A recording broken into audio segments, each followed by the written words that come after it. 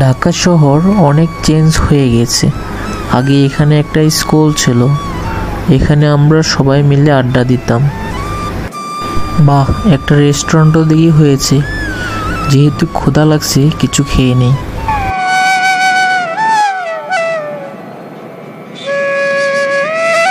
আর কে এটা? মনের বাড়িতে গিয়ে তো দেখি আমাদের বলেই গিয়েছিস।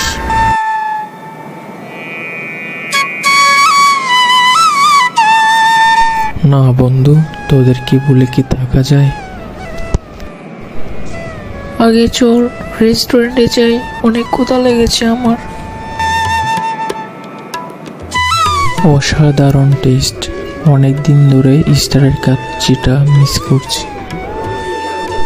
এখন তো চলে আসছিস, এখন যখন খুশি তখন খেতে পারবি। আচ্ছা, শুনলাম তুই নাকি বিদেশ চলে যাবি।